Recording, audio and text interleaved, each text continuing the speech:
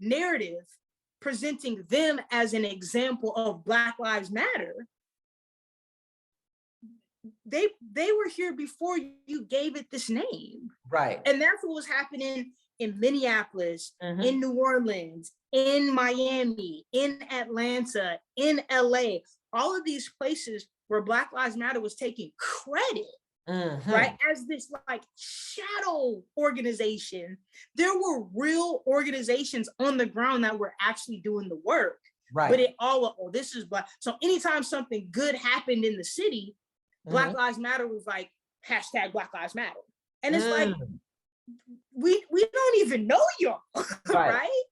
So as a result, when people started saying we want to put money in this, that's when you get the opportunists that are like, if I put Black Lives Matter at the end of this, and I say the right things, I'm going to be able to collect.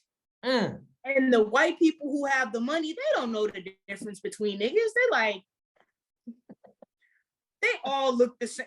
They got their fists up and they got signs. Give them the money. Right? Fresh killer. That was perfect. Oh my God. Listen. It's been a while. It's been a while, tribe. It's been a while, tribe, but I have the magnificent Miss Dr. Charity Clay. I got her on the line, the intellectual, the creative, the rapper, the Professor Fresh is what they call her. And I want to talk to her about so many issues pertaining to Black people, higher education, all the stuff. We're just going to have a free-flowing conversation, and you all get to sit back and eat some popcorn. Let me formally introduce her. Dr. Charity Clay is a critical race sociologist of the African diaspora.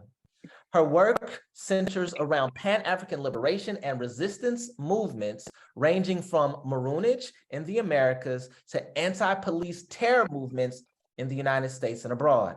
She currently teaches at Xavier University in Louisiana, and that is an HBCU in New Orleans. Tribe, please welcome Dr. Charity Clay.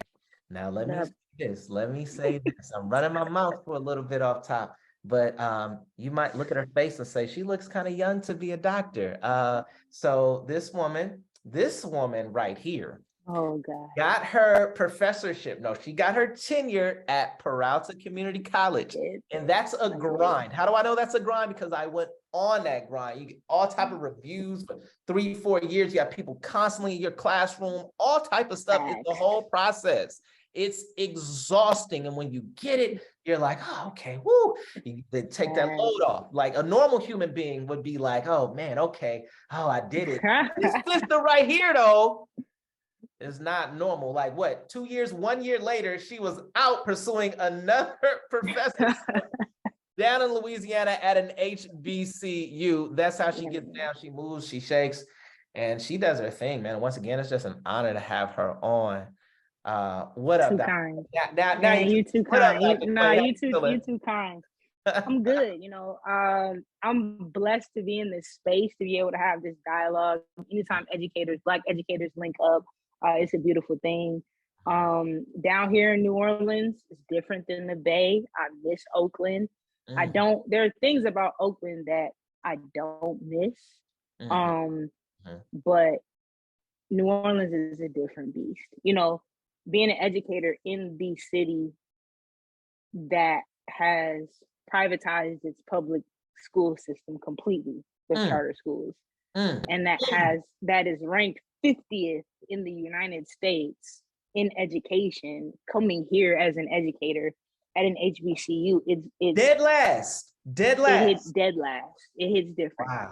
Wow. Not only dead last, but like they decided to completely privatize the public schools with the charter system.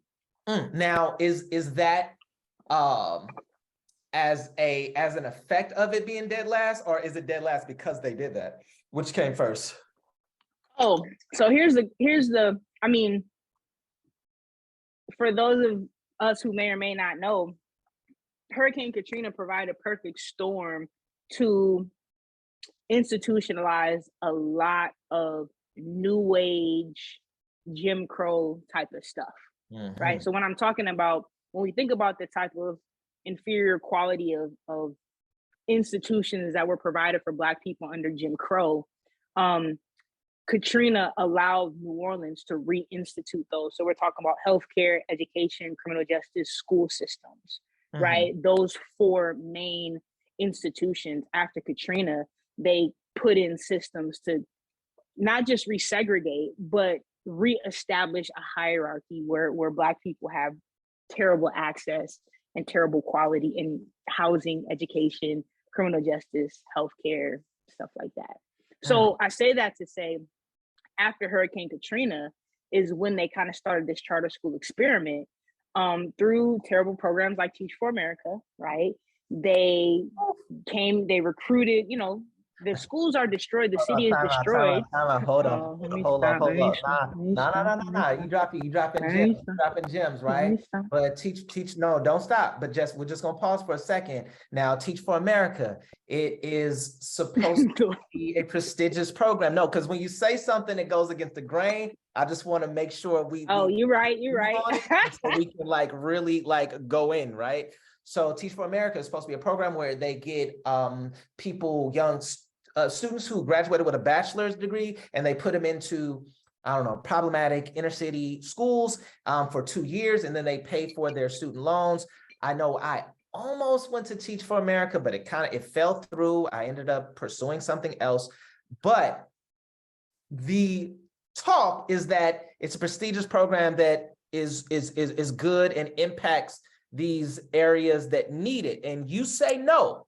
You say no, it's a terrible program. Why do you say Teach for America is a terrible program? For a lot of reasons. One of the reasons is the model.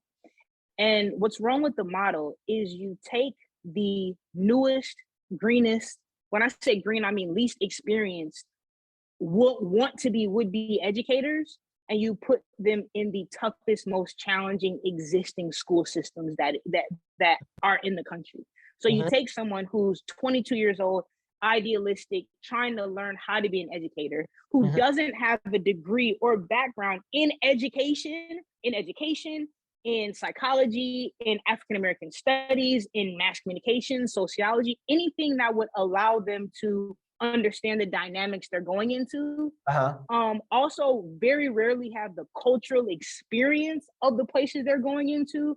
You train them for 2 years and then you stick them in the worst schools in Oakland and Baltimore and Miami and Atlanta and New Orleans. And when they fail, you blame the schools, you vilify the children, right? But what you don't realize is that to make space for these new educators through Teach for America, you've gotten rid of the people in the school system that were from the neighborhood, that went to the school, that have the rapport with the families and the communities. So now you have these brand new teachers who are set up to fail because of this. You put them in failing school systems, you give them no support, and then they fail. The other problem about it is that, unfortunately, Teach for America, it became a way for specifically white women who had gotten bachelor's degrees in humanities that during the recession weren't going to be able to get jobs to make money, but had these student loans, right? It became a way for them to find ways to get their debt paid off. They never cared about education. They never were trying to be lifelong educators, but they said, if I can just stick this shit out for 5 years, I can be debt free, right? And that's another problem, you know. And then also there's the racism and the sexism. I don't want to call it reverse sexism, but there is a leaning towards white women educators for public school systems with predominantly Black students, specifically where, as we've talked about, Black male students are the lowest performing, but the majority of Black men that applied for Teach for America are weeded out of the process, not because they're not qualified, right? But because they don't fit they don't fit what the school and what the program is looking for. Okay. Right. Okay. Now now I know. Now here's the thing. What's the boy with the vest? The vested homie. The vest. Black dude. D-Ray.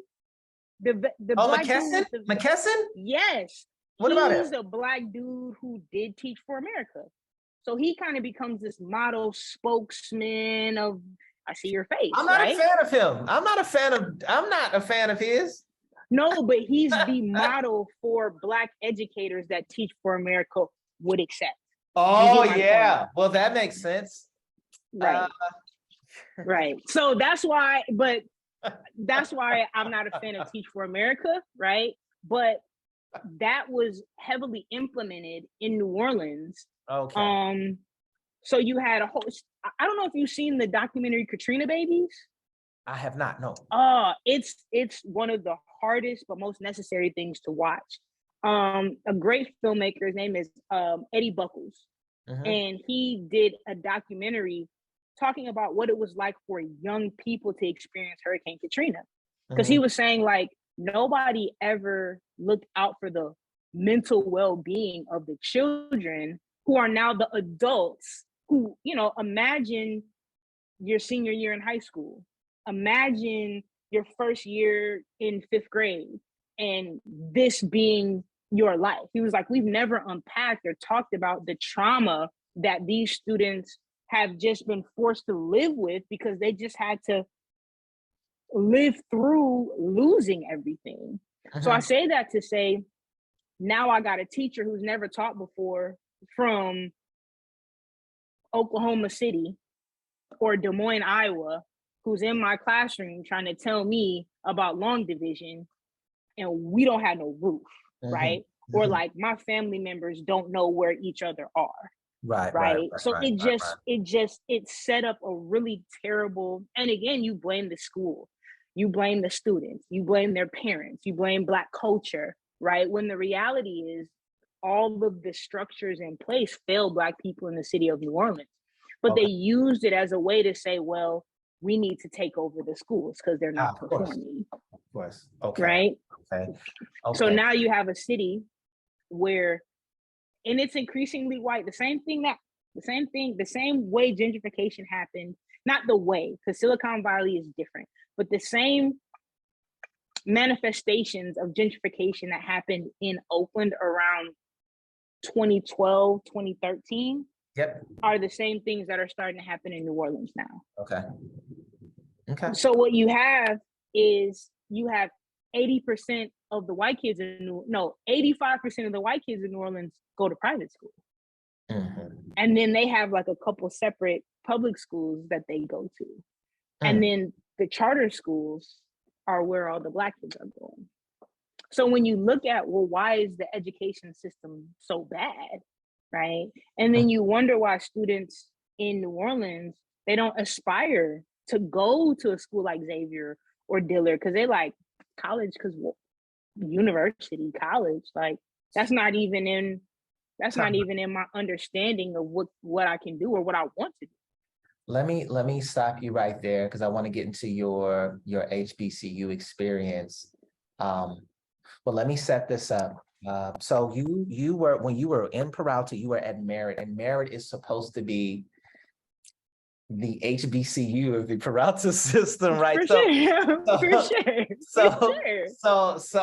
For those you don't know, Peralta, so that is it's a system it's a 4-college system in the East Bay of California, the East San Francisco Bay Area, right? And so there's Alameda City College, there's Berkeley City College, there's Laney College, and there's Merritt. And Merritt is the one with the most Black people, basically, like faculty, staff, students. They've been able to preserve their Blackness. That is the flagship school for Black students in the system, right?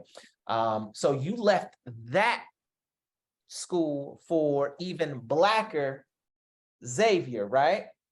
And so, it's Blacker. No, right? It's HBCU. It's not at all. It's not Blacker. HBCU. You're telling me Blacker. that Xavier University, that HBCU is not. It's not Blacker. What is it then? What is it? If it's not black, It's what black percent? attended. What percent? Oh, you're talking about faculty and staff aren't black. I'm talking about faculty, and Faculty I'm are talking about administration. okay. They are not black. That's shameful. No,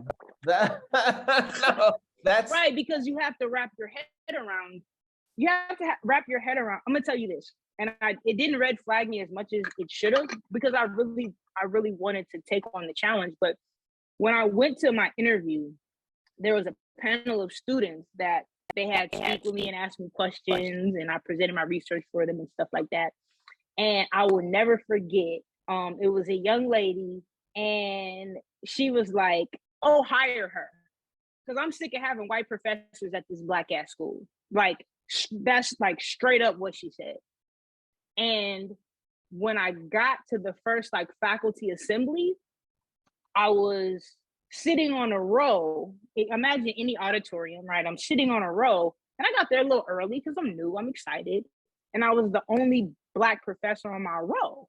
And I was like, well, you know how we be a little late, you know, fashionably late, making an entrance. And then I realized that when I started, Xavier only had about 30% black faculty. I was the only full-time faculty in my department that was black, in the sociology department. I had students who were sophomores and juniors, and they were like, "You're the first black professor I've had." And this is at an HBCU in a city that's 70% black. Yikes. Oh, I think we have one black full professor. Yeah. So it's black attended, right? Wow. But and I'll segue this, but I think sometimes we have to remember that there's a book I recommend to everyone, and it's called The White Architects of Black Education. I think sometimes we have to remember that in some ways, HBCUs were a part of the colonial project of the United States, right? So a lot of HBCUs were started by whites to create a black middle class, right? To create a black middle class still within the racial segregation, but to create essentially a class of black people that they could use to colonize the continent. Right. So we have to put it in context. So when we talk about HBCUs, there have always been people at HBCUs who took the mission to educate and uplift black people seriously. But the missions of those schools was not always aligned with black liberation or black emancipation or equality or things like that. So I think sometimes we presume that just because it's an HBCU, it's pro-black. But those two things they're not inextricably linked. This is factual. For the people that follow the podcast, they know I went to an HBCU at a high school. I went to Clark Atlanta University for my freshman year. Yeah. And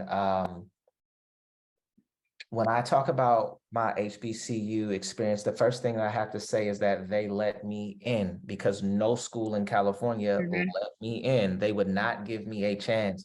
And HBCUs would give Black students a chance. You will find an HBCU, they will work with you as far as your SAT score, as far as what your GPA was. They will give you a shot. And I will always be grateful for them for giving me that chance, right? When I got there, though, I saw what you spoke of. I had a white history teacher, and not just white, but a cool white guy that was like, you know, to the culture, but he was a conservative white guy that said that the ancient Egyptians didn't have the capacity to build the pyramids. He said it was just all type of offensive things that he said at an HBCU in the middle of Atlanta. What are you talking about? Like, what is how? Like, I'm looking around, and I'm from the Bay, so I'm like, yo, I'm raising my hand. I'm ready to fight. Like after every class, I'm looking around and people just like, man, just Also take your not notes, from dog. the South, They like, right? dog, just take your notes, dog. Yep, because come here for you this. have to pass based on what he's telling you. Right. But okay. So I experienced that. I experienced the dysfunction of the school and how things that were supposed to work did not work in this Things that are supposed to work don't work. Yeah, like things that you take for granted, like registering for classes, supposed to be an easy process. Not in an HBCU. Not then. Maybe they've gotten better. No, they have not. All right. Yeah, I just want to. Hold on. Let me before you go off. They haven't gotten better. So just things that just like, just whatever, not having black professors and like things not working and just the general upkeep of the school. It was like, oh my God, like this is a whole lot. I decided to go back and the price was not affordable. Just like, what is happening? At all. No, it was crazy. And so I wanna talk about two things, right? Okay. First thing I want to talk about is like what is your experience with that? And then I want to link it to a thing that happened with Coach Deion Prime Sanders. Let's go, prime time, baby. Let's get into it. So he famously now and notoriously, depending on who you ask, left Jackson State University in Mississippi for the wider, she's clapping, I guess I know how you feel, for the University of Colorado in Boulder. And so a lot of people kept flack for him for leaving the HBCU. And I'm wondering for you, and you attended, when you were an undergrad, you attended a PWI, which was St. Paul, right? I went to DePaul. I went to DePaul in Chicago. You went to DePaul in Chicago. And so I'm wondering, what do you think about Prime's move? Are you for it? Are you for it or against it? Let's go. Let's go. Let's go. Let's go. This HBCU, okay. The stage is yours. Okay. So first, thank you for allowing me, because a lot of people have been asking me. One, I'm big into sports. I'm big into Black people. I teach at a HBCU. Like I was saying, there's a lot of things that culturally people perceive about HBCUs that is not the reality, right? We want to celebrate homecoming. We want to celebrate famous alumni, but we don't understand the day-to-day experiences that make it unnecessarily and unfairly difficult to remain at one and be successful at anything you do. The difference in experiences, people who went to HBCUs and graduated and people who work there have completely different experiences. A lot of things that we as faculty and staff swallow are to make sure it doesn't get passed on to the students, but we swallow it, right? So when things don't go right, we're the ones who try to figure out how to help the students through it, right? When we have shortages of classes, I'm the one who's given 5 and 6 overrides to students, meaning instead of having a class of 15 students, what is capped at, I have 25 students in a class because I'm trying to compensate for administrative failures so the students can get what they need. So all the students know at the end of the day is I got what I needed and my professors were helpful. But what they don't understand is what we as people who work there have to sacrifice to give the students what we believe they deserve. Right. So I say that because I heard a lot of people who were alumni complaining, but they don't know what it's like to work there. Because the majority of people I know who are alumni would never take a job at an HBCU. If you look up the starting salary at most HBCUs, it's about $60,000. I don't know how to convince somebody with a PhD to take a job for $60,000. When you owe $200,000, right? Exactly. Especially if you went to an HBCU. Because I'll talk about that in a second. So going back to Coach Prime, first of all, you're talking about the worst white coach in D1 college football makes about $1.5 million. I'm talking about Fresno State, like a bad school. Yeah. I don't know, any terrible school, that head coach is making 1.5 million. Right. Deion Sanders was doing it for 300,000. Yeah. Now, how much do you have to love Black people to literally be making a fifth of what you deserve in your profession, right? Because HBCUs, because of the dysfunction, they're asking you to sacrifice everything you worked hard to earn to believe in a mission, right? So Deion Sanders takes this 300, and it's not just him. He put his kids in that school. He brought a coaching staff. Okay. And you are, now here's the thing, right? So you bring all these people in to do this amazing thing, and the people that you're coming to help don't support you at all. I'll never forget when he did the press conference after a win. It was like, yeah, somebody robbed our locker room and took everything out of it. How do you show your appreciation for somebody? First of all, he put his own money in to fix the locker room. So not only am I not getting what I deserve for the work I'm doing, but I'm not getting met with the commitment from the administration or the local community that is going to take for me to be successful here. Well, you see what I'm saying? The local community, let me push back a little bit. The local community did attend the games, for what that's but worth. There's no professional sports in Mississippi. So what else are people? I don't mean that in a negative way. It's the biggest show in town. It's definitely the biggest show in town, for sure. But I say that the reason I push back is because that is not the type of support that HBCUs need to sustain what they're trying to.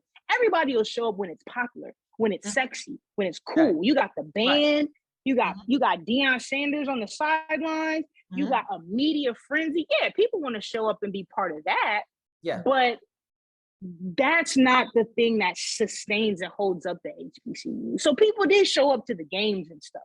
Yeah, but that's not where the support is needed. So Coach Prime, I listened to I think the mayor of Lumumba. Yeah, young brother, right? Okay. And I listened to his press conference after Prime had left. And one of the things that he stated, he kind of toted the line, but he was upset, right? And so one of the things that he said was that, yeah, Prime, he oh my God, it was an influx of revenue to our community because of him, right? And he said, and I'm paraphrasing, but he was just like, I'll give him that. But he also said it went both ways. And he said that we gave him, and I talked about my experience with an HBCU was that, hold on, I'm a brilliant person. I'm a sharp person. I write well, I speak well, think well, all the things. No one coming, when I was not Chico State, not Stanislaus, not Sac State, I didn't even apply to UCs. They were not willing to give me that shot, right? So let's flip it to Prime. Clark did, right? So with Prime, he had never coached college football, and he got a position as a head coach at that program coming straight out of high school, not an assistant. I don't know if any other colleges would have given him that shot. So can you say that it goes both ways for you, or is it totally one-sided? No, it's not totally one-sided, because it's not totally one-sided, but here's what we have to acknowledge. One, Black men, Black women more so than Black men, but Black people in professional sports are not given opportunities to be coaches as quickly and as often as white ones are, right? So the fact that he didn't get any opportunities had nothing to do with whether or not he was good enough, which he was able to. So here's leading into my next point. Another problem with HBCUs, the way they're set up, is that you plateau so quickly at them that there's nowhere to go once you hit the plateau. I don't think Deion Sanders thought. What do you mean by plateau? I got you. Nope, I got you. Right. I don't think that when Deion Sanders got to Jackson State, he thought that it was only going to take him 3 years to become as dominant as he did. Oh. I think he was looking like it's going to take me about 10 years to build this program. And because he's so good and he hired a staff that was so good. Yeah. And when I say so good, not just X's and O's, but he was able to instill in those young men that you are just as good as any Power 5 conference. Right? He was able to create a culture that allowed them to dominate like that. Here's the problem. The SWAC as a conference is not able to keep up with him. So now what do you just want to be the big fish in the little pond for the rest of your career?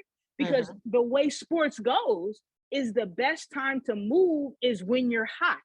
Right? He's gotten better every year and then got to the point where he was undefeated in the conference. You literally can't do any better than that.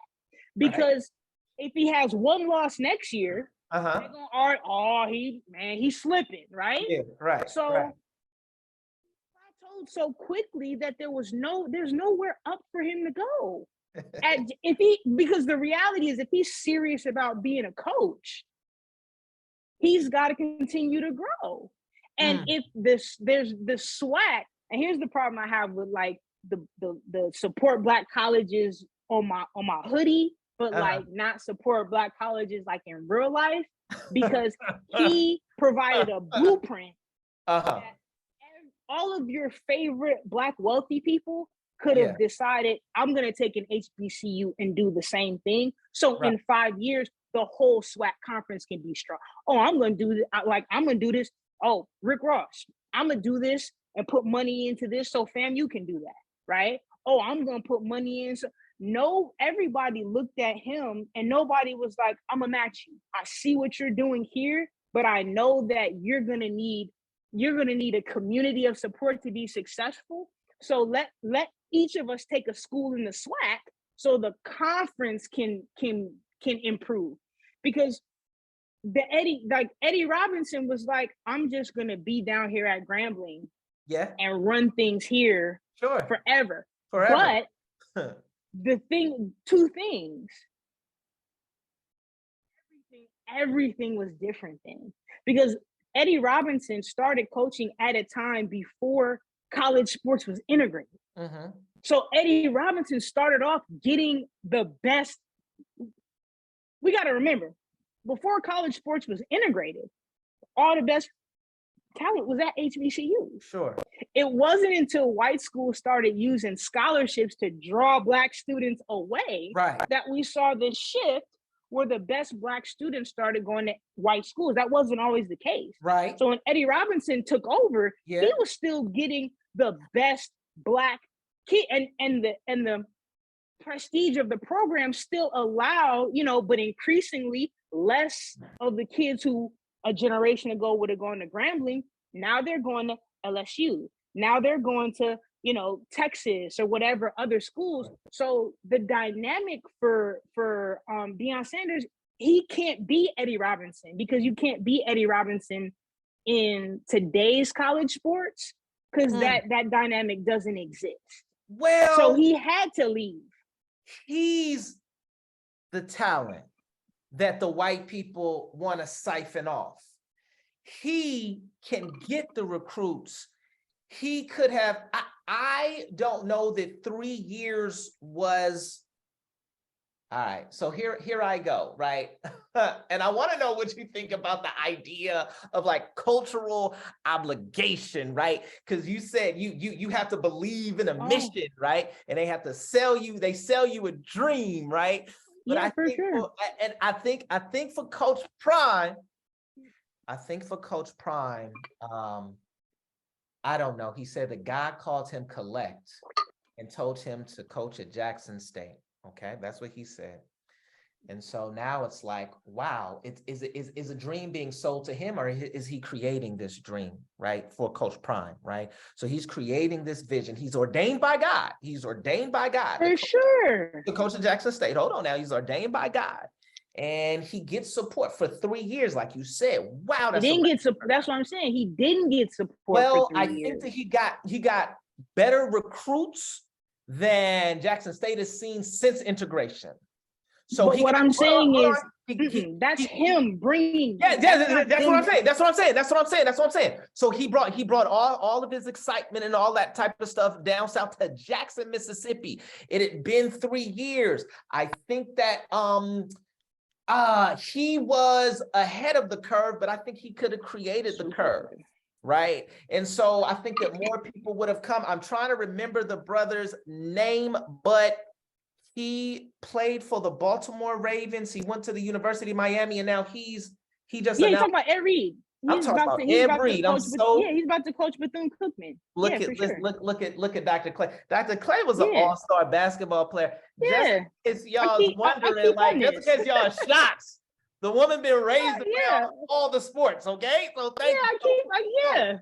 So Ed Reed is there because of Coach Prime, and I think that would have happened. So I think that would have happened more and more. I would have wanted him to cast his anchor where he, hold on, I know you're chomping at the bit. Hold up.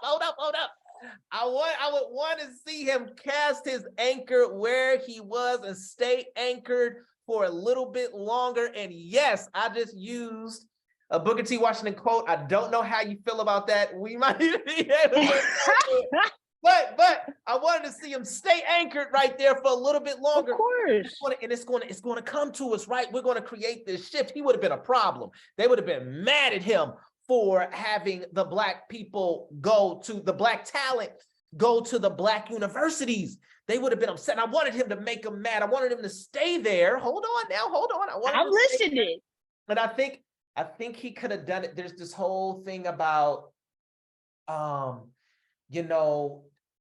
if you talk about brain drought, Pakistan has experienced brain drought. India has experienced brain drought, meaning the smartest, most intelligent people end up going to the West, going to London, going to the Bay Area to work in Silicon Valley, etc. So those countries remain poor, and the things that they need are siphoned off to Western powers. Sure. I think that the Black community is even worse than Pakistan, is even worse than India because of the way that we are siphoned off. Yep, I'm gonna say that the Black community here in America. I'm gonna not push back. I just got a different angle.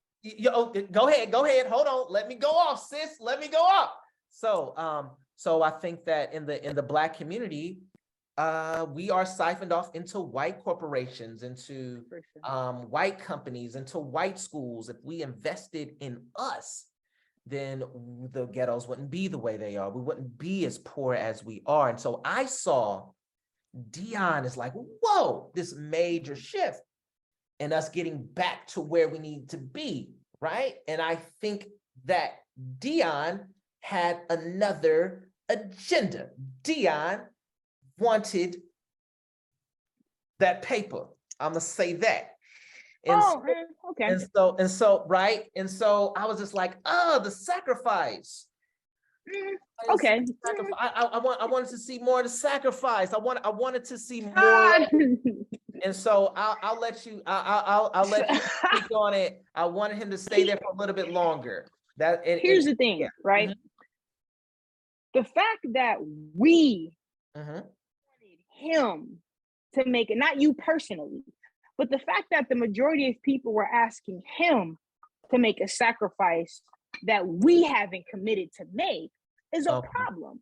Because you can't ask him to make the sacrifice and then leave him out to dry. Because the only way that sacrifice works is if you give him the support he needs, because he's against all odds. So what I'm saying is, when you know that Jackson as a city, right? Jackson don't have water right now. And I'm not joking. I have a lot of, friends and family there. It's only 3 hours away. They don't have water now, we had a freeze over Christmas. So a lot of pipes burst and they don't have water in a lot of places right now in Jackson, right? So I say this because you can't succeed in that type of dysfunctional infrastructure.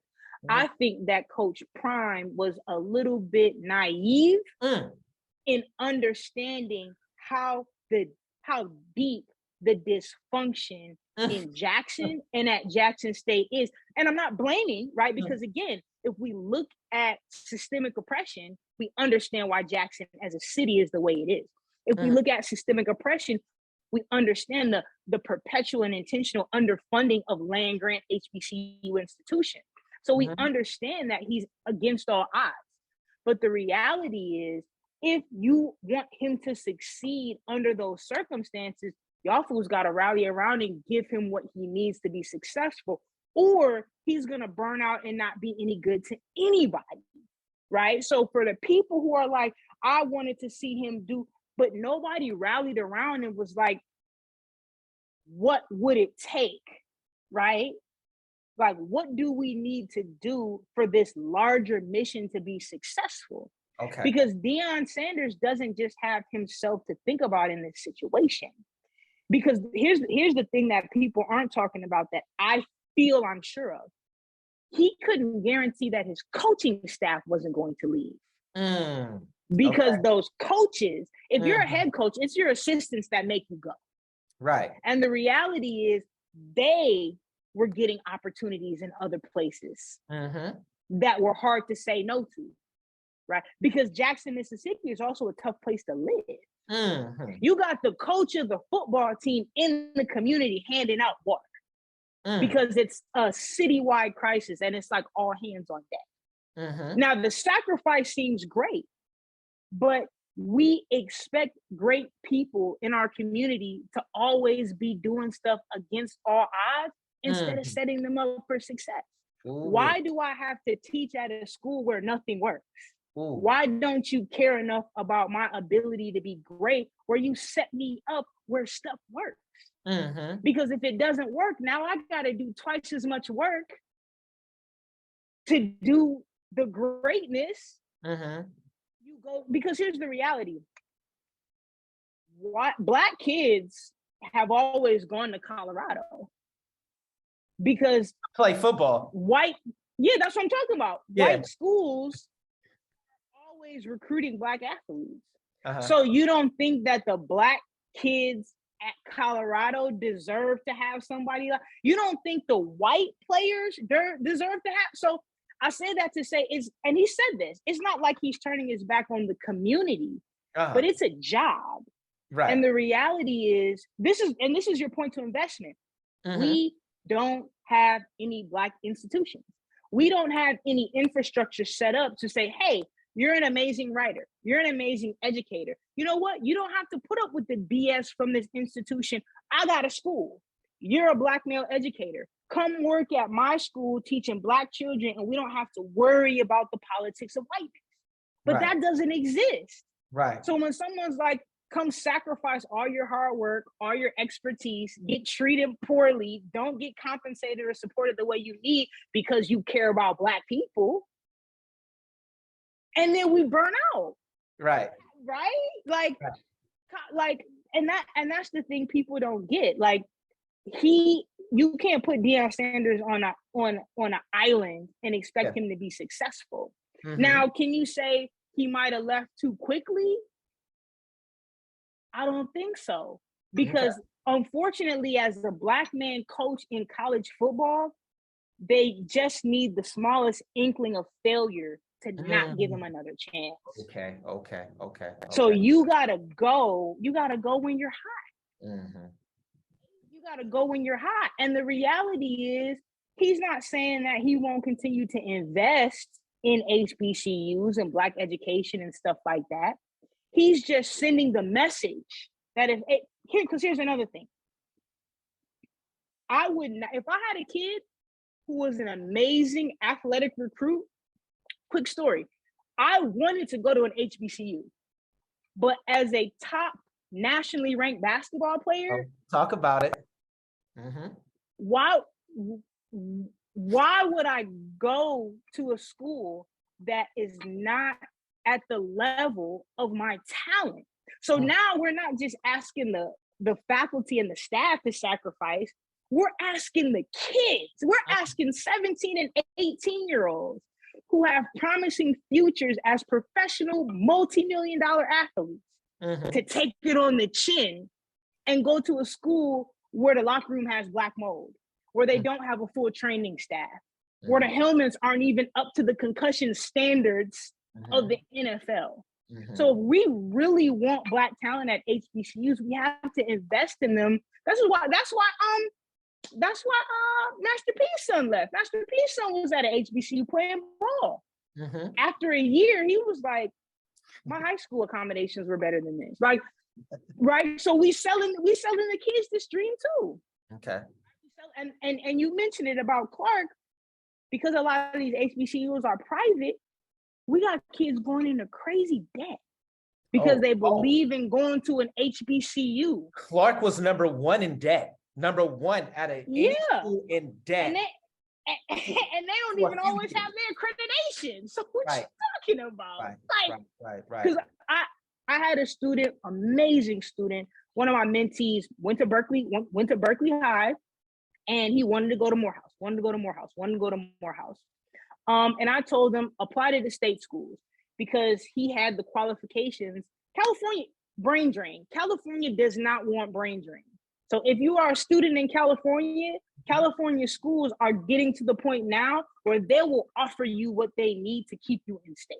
The CSU and the UC system is invested in saying, like, how can we make you stay here? Now listen, maybe not when we were in school, but now, like, the grants and stuff you get for staying in state. And so I'll play with this example. So I'm like, well, apply to the state schools, apply to Fresno State, apply to Cal State East Bay, apply to San Francisco State, Dominguez Hills, apply to everything in the UC system. He gets into Morehouse. First, he gets into Fresno State. Fresno State offers him a financial aid package. I mean, he was a hustler, so he was on his scholarships, had good GPA, good recommendation letters, because the program I was working in, that's what we prepared them to do. He got a package from Fresno State so good that he was going to get refund about between $5,000 and $8,000 like a year or a semester. Okay. Right now, you're talking about somebody who's first in family to go to college, understands that even though he's away at college, probably going to still have some household responsibilities as an adult, right? You're going to Fresno. Not only are you going for free, but you also going to get $5,000-$6,000 a semester. Morehouse sends him his admission. The first thing they asked for was a $600 holding deposit to hold his admission spot. The first thing they submitted, not you have housing, not your, before they even sent him an award package, they asked this kid who qualified for Pell Grant, free lunch, $600. So he's trying to hustle up $600 because in his heart, he wants to be a Morehouse man. And Morehouse, like, I know some graduates of Morehouse that are doing amazing things, right? But we did the comparison. He got his financial aid award. He didn't get guaranteed housing. He didn't get, because it's a private school, so he didn't get any state funding, no grants. It was all loans. $50,000 for 1 year in an HBC with all loans. I said, you don't even know what you want to study yet, huh? You don't even know if Morehouse is the school that's really going to give you what you need to be the person you want to be, right? I said, meanwhile, you go to Fresno State and you're going to eat. And why I say that is because you're going to be one of the few people there who's eager to do everything. And because there's not a lot of Black men there with initiative and intelligence, every door that exists is going to be open for you at that school. Or you can go to it, or you can have the Morehouse experience, right? And I say that because a lot of HBCUs do great things for the ones they do great things for.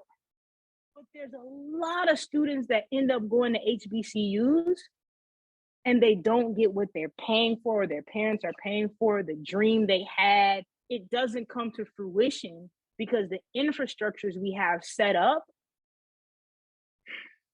they're not what our students need. We can't be the HBCUs that offer students a chance who aren't getting in anywhere else and not provide the support for them to get to fill whatever the gap is between where they're supposed to be and where they came in. So you get all these students who come because this is the only school I got into. So they take the risk of all the loans the first year and everything, but the school is not saying, hey, you're at this level. Okay, by the the spring semester of your sophomore year, we got a plan to get you not on level, but where your potential actually has you. We don't really have those systems in place. So the students who come to HBCUs and do well are the same students that would have done well at Cal Berkeley or at Stanford, or right? Those generally are the students that they're picking the HBCUs, but they're prepared, right? So I say that to say, I didn't necessarily want Coach Prime to leave, but as a person who works at an HBCU and understands that it's like walking uphill with an 88-pound weight vest and the sun beaming down on you and people throwing rocks at you from the top and pulling you down from the bottom, I understood why he left. Dr. Clay, if the University of Vermont offers you, no, you're not going. You're not going. No, Hold because Vermont is no. The University of Vermont offers you $200,000 a year to teach there, to be a part of their sociology department, and to start an African American revolutionary department to do what you want to do at the University of Vermont. $200,000. Are you leaving Xavier to go to Vermont? I might. No, I might, because one thing I know about not specifically Vermont, but I know you're speaking of Vermont like metaphorically. Right. I know that I'm going to be putting myself in a position where I can accomplish what I'm there to do. Right? Because let me be honest, there are only about 4 HBCUs that have a degree program in African American or African diaspora studies. Mine doesn't. I teach at an HBCU in the city of New Orleans that doesn't have a bachelor's degree in African American studies. Well. Most of the best programs are at PWIs. So if a PWI was willing to make the investment, because the reality is the students who want to study that are going to come to where the study is being done. That's how I, as Black as I am, ended up at Texas A&M for graduate school, because they had the faculty. Like I actually lived in College Station, Texas, because that's the place that I knew I was going to get some of the best education that I needed. So I could go to Vermont, develop something where you got kids coming from, and if I go to Vermont, I'm pipelining. So I'm recruiting kids from OUSD. I'm recruiting, you know what I'm saying? Because I know that if you come to me, I'm gonna take care of you. Yeah. If you come under what I'm building here, we gonna go skiing. You know what I mean? Like you feel me? Like we gonna eat some Ben and Jerry's. We gonna do all the Vermont stuff. Listen, we're gonna do all of it. It's gonna be the Blackish thing, right? In Vermont. Yeah, because here's what I know. The deeper I look into the history of Vermont, we're gonna find some indigenous people. We're gonna find, you know what I'm saying? We're gonna find some Africans that was there before we knew that they was there.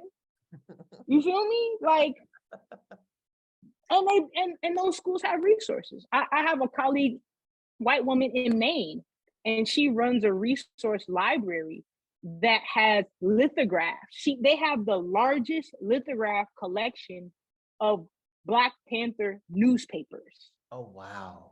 In Maine. Wow. I'm like, how y'all get your hands on it? Because they get their hands on it. Right. So she was like, anytime you want to come out, I'm talking about they have all of them. Right. Wow. So why not make sure that our students get access to? So if I'm in Vermont and I got a center, I'm bringing the Blackest to the Black kids. I'm recruiting kids from the Caribbean. Right? Because the thing about PWIs that people don't realize over HBCUs is they have the resources for you to accomplish what you need to do. Okay. That's the difference. Listen, they have the resources. Because people say this all the time, like schools like University of Chicago, NYU, Cal Berkeley, UCLA, all PWIs. Why are they the best in Black studies or Black related stuff? Yeah. Because they invest. Yeah. The best Black professors not teaching at HBCUs. The best Black professors do not teach at HBCUs. Okay. It sounds like you are saying that the HBCUs aren't really Black as far as being owned by Black people and operated by Black people and working for the best interest of Black people. Is that a fair assessment? Well, I would say that HBCUs largely are a reflection of the ideals of the American higher education system. Okay. Right? I think that because they're HBCUs, we expect them to be Blacker than they are. Right. Oh, because you made a point. I wanted to not necessarily push back, but when we talk about why we don't build our own, because the majority of Black people in the United States want to be American. We want to integrate into the mainstream society. We want to be accepted by the mainstream. We don't want to build our own. We want y'all to let us be a part of y'all. Hold on now. Hold on. Would you say no? Would you say that was the case before the implementation of Dr. King's dream? What is this dream? So the dream of little Black boys and little white girls at the table of brotherhood together. I'm talking about that aspect of the dream of integration and what happened to Black businesses post-integration. Are you saying that before that happened, right, circa 1968 or late 1960s, before that, when there was segregation, but there was also Jim Crow, and I'm not here to say that everything was great before segregation, but there was more Black ownership. That's all I'm going to say right now. There was more Black ownership. Are you saying that a lot more? So are you saying that during that era, it was still true that most Black people wanted to be assimilated into white society? Or are you saying that was the mentality back then as it is now?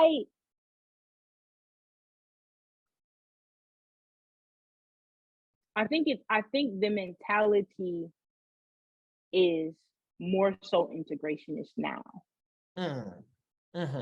I think because integration overtook it as the prevailing idea. Now remember, you introduced me, I do Pan-African resistance liberation movements.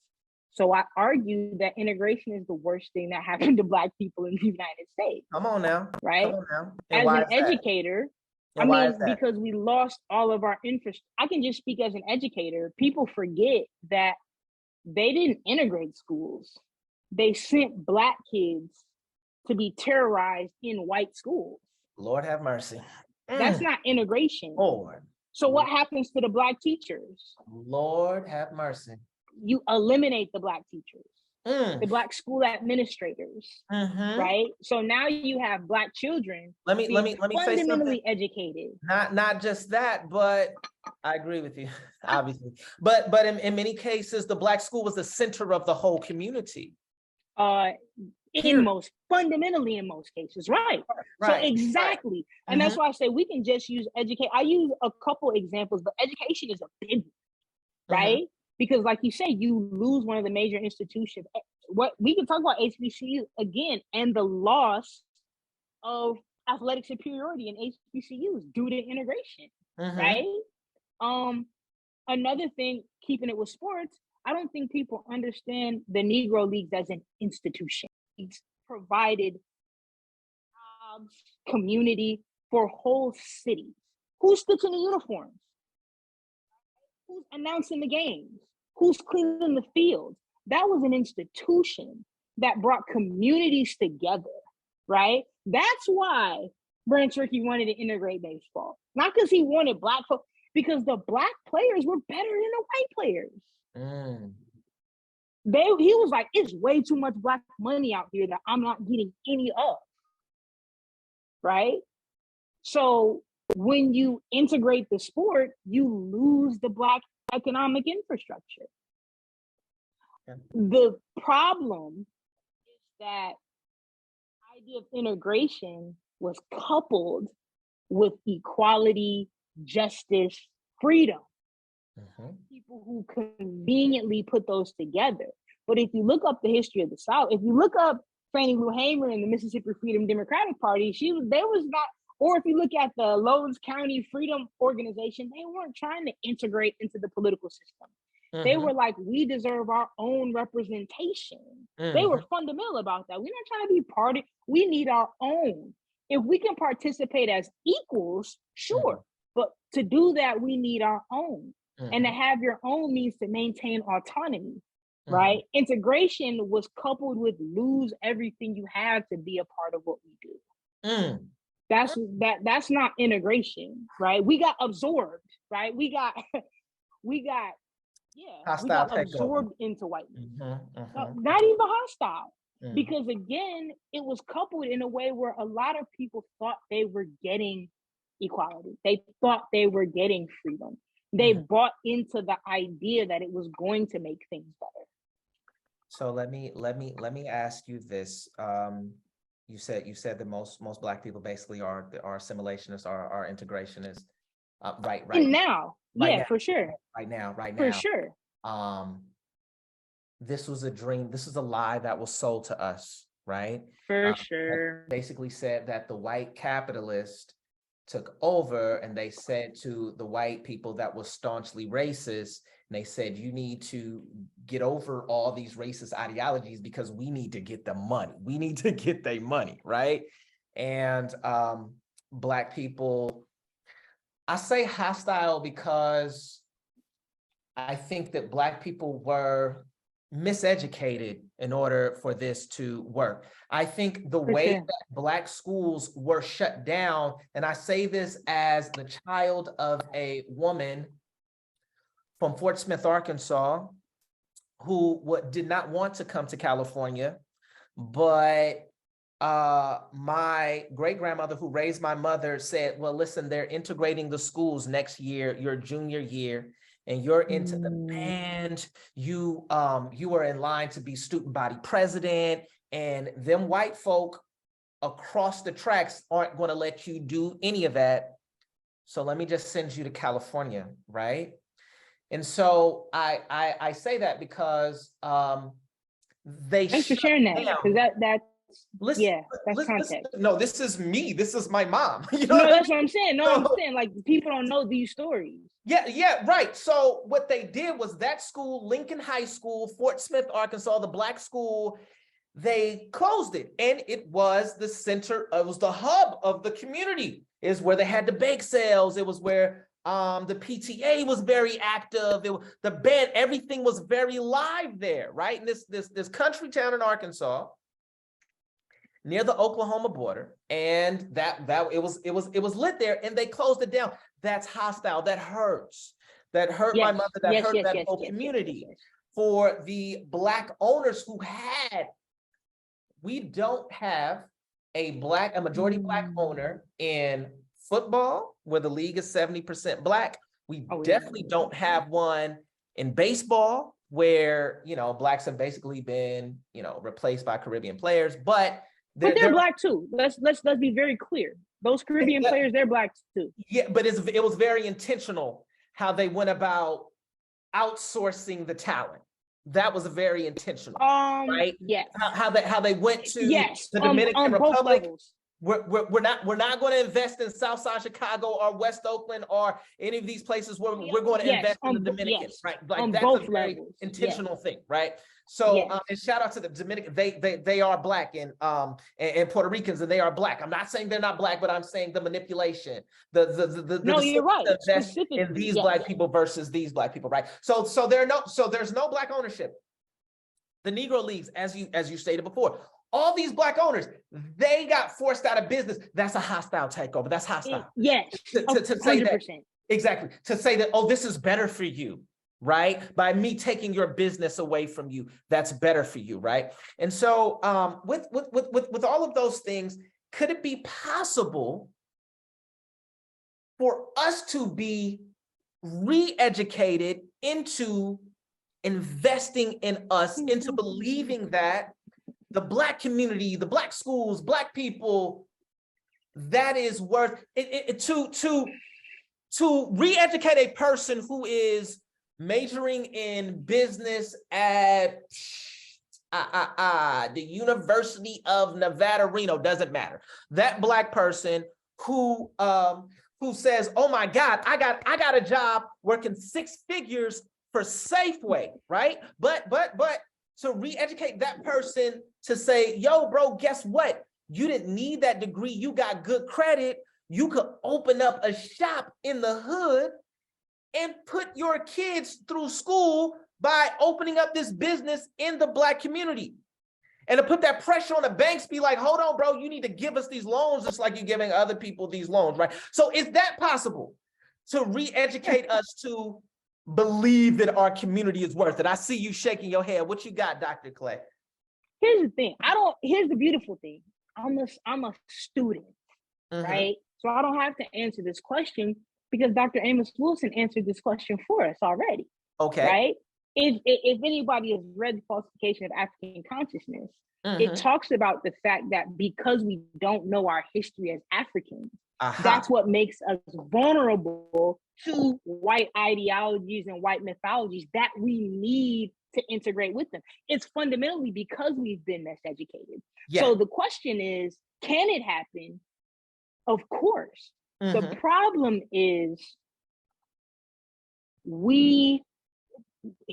here. I think it died. Hold on. Can you hear me? Huh? Oh, I can hear you. I actually hear you a lot better now. I wish you would have done that before. Oh, okay. Because I was on the headphones. No, okay. So this is better. So here's the reality. And people have said this all the time, but not really unpacked it. When people say you can't heal in the same society that made you sick, now we've both been to the continent, correct? Right? This is true. Yeah. For Black people to shed, right, the whiteness that is inside out of us, inside out, we can't do that in the United States. So for it to happen, we would have to go somewhere else to essentially be deprogrammed. Ooh. So when we return here, we're returning with a new understanding. Okay. Right? Okay. So it can happen, but it can't happen here because the United States propaganda machine is undefeated. The way the United States imbues itself into the mentality of people is undefeated. We need to be in a space where we're not competing with that, where we can relearn who we are. Because if I'm trying to learn who I am, and everything I'm engaged with is telling me that it's the opposite, that's too much competition for me to be able to fight because I've already lost all my tools. So I have to be separated where I can focus on saying, you know, when Malcolm X talks about who taught you to hate, this is the beauty of the Nation of Islam that people who only understand the Nation of Islam within the context of Malcolm X miss the part that the Nation of Islam was providing this is why it's a cult, right? Not in a negative way, but it was its Christianity started as a cult as well, yeah. Yeah, it was its own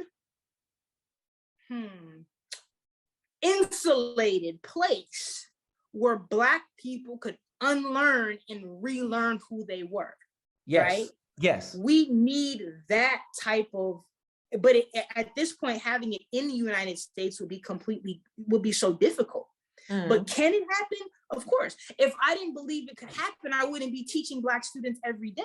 Okay. Whatever class you take with me, you're going to learn about your history. You're going to learn about your culture. You're going to learn about your identity, because I fundamentally believe it can be done. The problem is, if that's not being reinforced by everything else they're encountering, it's very hard for what I'm putting into them to compete.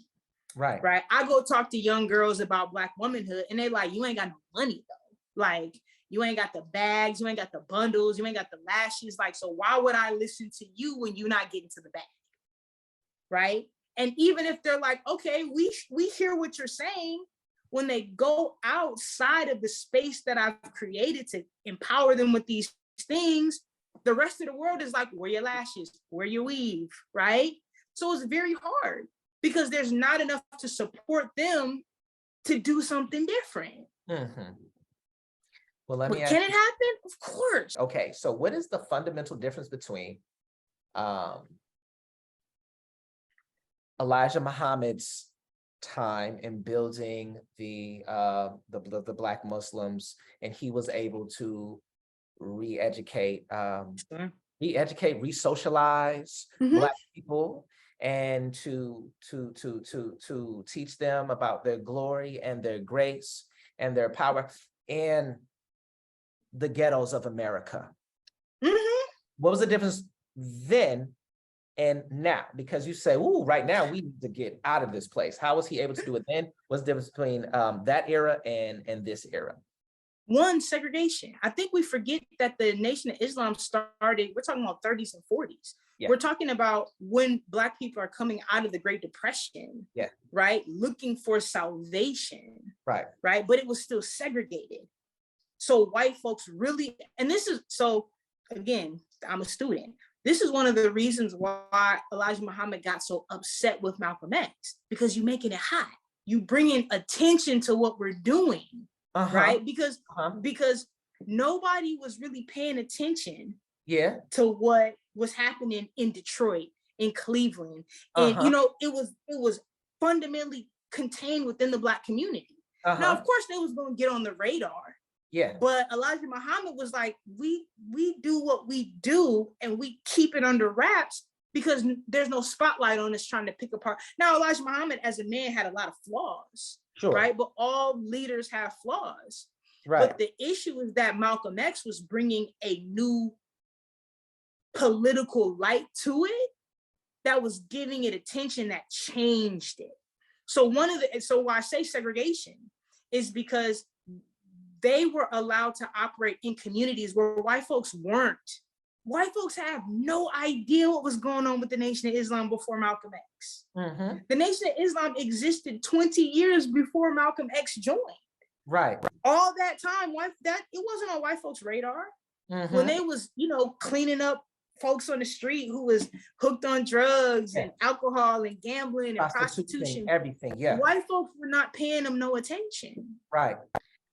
Here, because whiteness fundamentally runs on our destruction and our dysfunction, anytime you try to do something positive, you got your eye and they looking at you. They're gonna destroy whatever you're trying to do before it even gets legs. Well, let me ask and that's why I say we can't do it here, because we don't have anything. They're listening to this conversation right now. Of course. Right? So there's no way that we can have what we need without their involvement, without their knowledge. If they want to stop it, they'll stop it because they run everything. This is why I don't believe in Black Twitter, right? You think that a Black revolution can exist on a white controlled and white owned platform? Y'all crazy. But get your bread. Right? The fact that you're positioning or branding yourself as a revolutionary to sell books and do speaking engagements and get your bread. But that's not what revolution looks like. And it'll never look like that. We talk about DeRay McKesson, right? That's why I'm not a fan of DeRay McKesson for what you just stated. And I wanted to, how do you feel about Black Lives Matter? the movement because you study Black liberation. I That's your do. thing. Around the world, okay? And Yes. do you look at Black Lives Matter as it has manifested since even before George Floyd, but definitely post George Floyd? In your mind, is that a revolutionary movement? So here's the beauty. I have a book that I'm working on. It's coming out hopefully this year. It's What's it called do you have- it's I don't have the title, but the concept is something that I did a podcast a couple years ago, right when the George Floyd thing happened. So I'm from Minneapolis, and it's this idea of the Black protest industrial complex, right? So I break it down in the book, but here's the thing. Two things, and this is beautiful, right? Because I travel internationally. What Black Lives Matter means to Black folks in the diaspora is tied to revolution. It's tied to rebellion and emancipation. When you go to Colombia, when Afro-Colombians say Black Lives Matter, it has a different meaning to them. When you go to Brazil, when you go to Senegal, and they say, and they've adopted this rallying cry of Black Lives Matter, it means something different. In the United States, it's a buzzword for corporations and opportunists to get money. Because the work that has been done under the umbrella of Black Lives Matter, either the people were already doing that, right? Or they're using that to legitimize work that's not being done, but people are funding it, right? So Black Lives Matter as a hashtag, right? I don't understand the idea of Black Lives Matter as a movement. Because let's talk about Oakland. Was it Black Lives Matter in Oakland? Black Lives Matter was in Oakland heavy, yeah. When? I would say beginning maybe around 2014 is when here's the thing, right? Oscar Grant happened. Wait, hold on. One of the founders from Black Lives Matter. She's from Oakland. I can't remember her name, but she's not like that, right? And no. I mean, Like what? Let me Like say what? what I mean. What's this woman's name? What's this woman's name again? I don't know. Whatever. Yep. I'll put it on the screen later. Go ahead. But she's not from Oakland like that. When I say like that is because there are cities in the United States that people throw around for activist and revolutionary social currency. And Oakland is fundamentally one of those cities. Yes, indeed. That's like saying you play jazz music and you throw out New Orleans. Alicia Garza is her name, by the way. Alicia. Yeah, I know her name. You know what I'm saying? Like I forgot it. No, whatever. But I say that because the point I'm making is the people who were organizing in Oakland when Black Lives Matter came, they didn't need Black Lives Matter. They had already established grassroots organization. So Black Lives Matter comes into cities and takes the credit for what organizations have already been doing because they put them under this umbrella of Black Lives Matter. So Black Lives Matter as an idea was in was in Oakland, but the organization, the people doing the work in Oakland were in Oakland before Black Lives Matter came to Oakland. But what happened is that when Black Lives Matter as an idea came to Oakland, it started taking credit for all the organizations that had been doing work before. Well, that's what they do. And I want to make it clear why I have a problem, because I name dropped this brother a lot, DeRay McKesson. That's what he did with Ferguson. So in Ferguson, they were on the ground. They were confronting police. It was radical. It was a real authentic rebellion before DeRay McKesson, with the backing of Black Lives Matter, came in and made it something very palatable, made it something very safe. Yeah, he it he became about yes, money. he It became a became, spokesperson, yes, right? But yes. so this is my And he issue was with it, not on the ground and he was not from there, but he made it look that way. And that's and why this is I what blame. and this is what makes, and people ask, how do I feel about Black Lives Matter? The issue is we have to first separate the people who are doing real grassroots work that came under the umbrella of Black Lives Matter. Because unfortunately, Okay. if you were doing real work Yeah. between 2014 and 2020, Right. you're looked at as part of Black Lives Matter. Okay. You see what I'm saying? Which is unfair, Right. because these organizations were there before whoever affiliated with Black Lives Matter came in. Like, oh, when the Blackout Collective shut down the West Oakland BART. You remember Sure. that? I do. I do. That got called a Black Lives Matter protest. Mm-hmm. But though the people who did that, they had their own organization. And that was Black Friday around 2014. It was around that time. It was the day after Thanksgiving, busiest shopping day of the year. They shut down West Oakland BART Station. They chained themselves together. Because we were there, you feel me? Right. So to hear the national narrative presenting them as an example of Black Lives Matter, they were here before you gave it this name. Right. And that's what was happening in Minneapolis, Mhm. in New Orleans, in Miami, in Atlanta, in LA, all of these places where Black Lives Matter was taking credit, Mhm. right? As this like shadow organization. There were real organizations on the ground that were actually doing the work. Right. But it all, oh, this is Black. So anytime something good happened in the city, Black Lives Matter was like hashtag Black Lives Matter. And it's like, we don't even know y'all, right? So as a result, when people started saying we want to put money in this, that's when you get the opportunists that are like, if I put Black Lives Matter at the end of this, and I say the right things, I'm going to be able to collect. And the white people who have the money, they don't know the difference between niggas. They like, they all look the same. They got their fists up and they got signs. Give them the money. Right?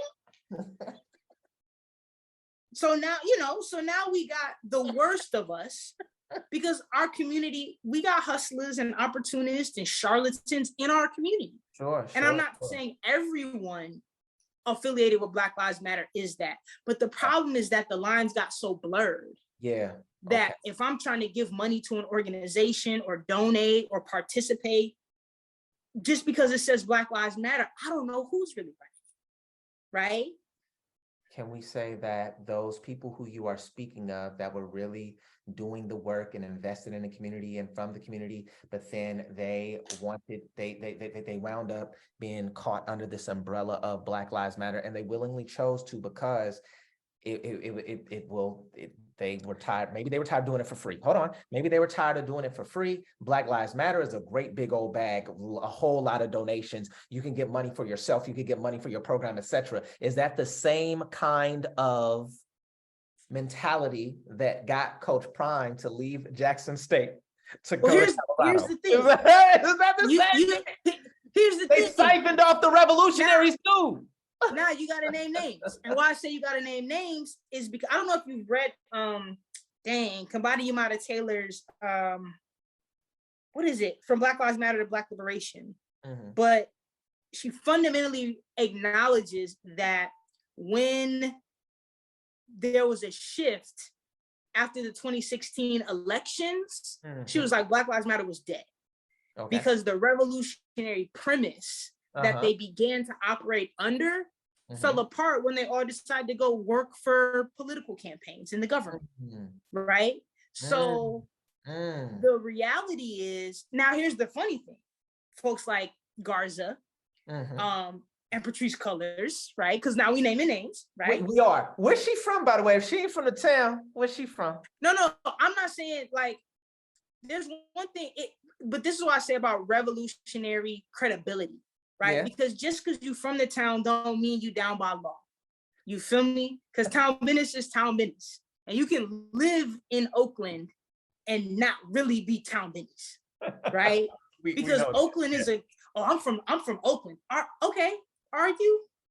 That's when people be like, I'm from Chicago. And I'd be like, okay, what's your train stop? And they'd be like, I don't know. Then you're not from Chicago. If you don't know, oh, I'm on the red line off of 35th, or I'm off the blue line off, like, so I'm not saying she's not, but I mean, look her up, right? She's not, if you talk to people in that work, they're not going to be like, oh, I know her, I'll vouch for her, right? You see, and you know what I'm saying? So man, I can't even remember because you were talking about, is it so Prime, what Prime I'm saying is BLM. the people who were bought out were not the people who were committed to the revolution. Like if we talk about Oakland and we're talking about police terror, we talking about Cat Brooks. Okay. Right? Ran for mayor. She ran for mayor and all that. Yeah. Yeah, most recently. Right. Right. But I'm saying she wasn't one of the ones who got bought out by Black Lives Matter. Gotcha. So what I'm saying is the people who were involved in the movement, yeah, who took the money bag, those weren't the people that were really in the movement on the grassroots level. Listen, though, I'm going to say, the lines got blurred, like you said before. And yes. Point where, I don't want to name names here, but I know some very righteous, committed organizations. Particularly, I think that Black women were particularly susceptible to BLM because it had this kind of this Black woman empowerment angle, right? Even though it's misguided if you ask me, but I think that there was this angle there. And I know some righteous Black women with some righteous programs that kind of was just like, I'm going to align myself with them. And I don't even know if they thought it through. That's my point. I saw some good-hearted people that did align themselves with. That's different. That's different because and this is because of the lines get blurred. When you're good-hearted, unfortunately, a lot of times you take other people to be sincere as well. Right. So it's like you say you're going to help me, right? Okay. You say you have the exact thing I need to make this program sustainable. And you're telling me and you're showing me what I need to see to believe it. So under the best pretenses, I may take it. And it's not till it's too late that you realize, but again, this is when we talk about industrial complexes. And this is when you asked about the knowledge we need, if we haven't realized not to trust outsiders, right? Because you can be good-hearted and kind-hearted and well-intentioned, but you got to know that you're going to lose control of anything once you start taking money, because the people who pull the money strings now get to tell you what to do. Amen. So if you're now this is me being hard on my people, as people say I am. But if you really revolutionary, right? Exactly. If you're really revolutionary, you're going to know not to take that bag because you're going to know the strings attached to that bag. Because being kind-hearted is not enough for liberation. Being well-intentioned and a hard worker, right? Because I tell people all the time, like, you know how people say it's not chess, it's checkers, or it's not checkers, it's chess. Sure. Yeah. They're playing Monopoly. Ooh. We're playing tic-tac-toe. Right? You can be well-intentioned, but if you don't understand the battlefield you're on, right? Because there's no way you can take money from a foundation and that foundation not determine what you do with that money. That's just how the money works. So if you were, and this is why I say Kambadi Yamada, like her book is saying that when Black Lives Matter made this shift, they betrayed their own mission. So I do in the book I'm writing, I make a specific shift. After 2016, whatever was being called Black Lives Matter is not what started in Ferguson, is not was started, with the early rumblings that came after the Oscar Grant police killing. What happened after the 2016 election cycle is what I consider the presence of, well, the development of what I argue culminated in 2020 with this Black protest industrial complex. Mm-hmm. After 2016, we're talking about a different beast. We're talking about a different animal, right? But again, when the lines are blurred, all you see is Black Lives Matter. I'm from Minneapolis, born and raised in Minneapolis, right? My family from 30 Southside 30s, that's the infamous area. And so the area where George Floyd was murdered, like, that's a neighborhood, right? That's a neighborhood where Black people have always been and will probably, hopefully always be. The reason I bring that up is because the people who were doing the speaking on behalf of Black Lives Matter, we like, who are these people? Because they're not the people from this community. That's always how it is. So do you think, I want to be very clear, I think that was always the intention of Black Lives Matter, to have Al Sharpton effect, right? To go into a area that had been traumatized by some kind of racial killing and to bring a lot of light on it and to get the money. And so it becomes about the entity and not about what happened or revolution or progress or anything. It becomes something that white people can pay into and then move on, and it eases their consciousness, right? That is what I think Black Lives Matter was always intended to do. You study revolutions all over the world and in the United States, Black revolutions, right? Now, would you agree with that? Do you think that in the beginning, at any point, do you think that Black Lives Matter was a revolutionary movement at any point? Here's the problem, and this is why the lines get blurred, because Black Lives Matter is a construction. So there is no Black Lives Matter until it became, because I know what you're saying, right? But this idea that Black Lives Matter was a thing is a bit misleading, because people were organizing under it as an umbrella. Like, say it loud, I'm Black and I'm proud. That's a call, right? The idea, Black Lives Matter is a declaration. You feel me? The fact that people took a declaration and created a profit center around the declaration is, it's genius, right? Because the evilness of whiteness is very genius, because you can't not be genius and have something work so well. But the problem is, you had a lot of Black people participating with sincere intent. Okay. Which makes it so, this is one of the big things that I write about in the book, is that the Black people who made Black Lives Matter profitable are not the same people who were profiting from it.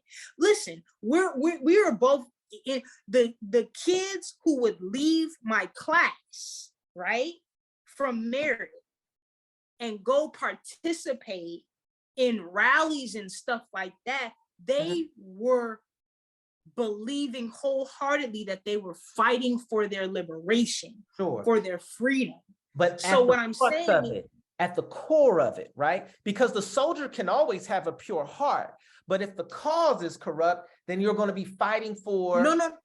Here's my point. At the core of Black Lives Matter, do you think that it was ever radical? The core of it. There's never. This is my point. Black Lives Matter didn't have a core. Black Lives Matter was an umbrella that people rallied under, and people saw a profit opportunity in it and created something out of it. So, and again, like I say, I'm writing this book. right? But if we think about when Ferguson happened, Black Lives Matter was not the primary rally. It was hands up, don't shoot, right? It was hands up, don't shoot. Yeah. Then it became hands up, don't shoot, and Black Lives Matter. So the people who were rallying under hands up, don't shoot, they were attached to a Black Lives Matter hashtag, whether or not they align, because at that point, Black Lives Matter, it was just a hashtag too. So if I'm doing something revolutionary, I don't even have to put Black Lives Matter, but someone's gonna hashtag it with Black Lives Matter. So then it gains capital, it gains currency, and then someone siphoned it after seeing, oh, we got something that we can exploit. So what I'm saying is the people who invested in what became, so when I talk about it, I say the movement that became known as Black Lives Matter. Okay. Because the movement, if you really look at the movement, they didn't name themselves Black Lives Matter. The internet and the media designated them as Black Lives Matter. If we're talking about like Assata's Daughters, if we're talking about Blackout Collective, if we're talking about the people in Ferguson and Minneapolis, Black Lives Matter was an umbrella that was applied to them by the media, right? Now you can say, well, they could have rejected it, but you got to remember, activists in Ferguson was showing up dead, right? Yep. Right? So I'm not gonna argue over a name because I'm trying to do this work, right? So when 5 years later, somebody using my work under the name of Black Lives Matter to get some money that my community never sees,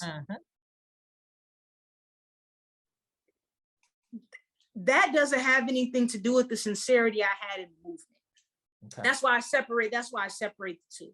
Because here's one thing about Black Lives Matter, and you said it was like there was a lot of susceptibility for Black women to be, I think that is an angle of it that the media really leaned on to skew in a way that really fucked us up. And I'm gonna tell you why. This is unfortunate, but in our culture, now, no, not in our culture, in the Black culture that we have adopted in America, that white folks told us what our culture should be, right? The way we act generally as Black people in the United States is the way white people have told us that we should be, right? This is not our culture in real life, right? This is not our, like, the guns and the violence and that's not our culture. That's the way white folks have said, this is what y'all Black folks need to be, and we've adopted. But I say that because within that culture, unfortunately, and I'll ask you if I'm right, but the majority of times where Black men put themselves on the line for Black women, it's Black women that they have a personal connection to or have a romantic interest in, generally.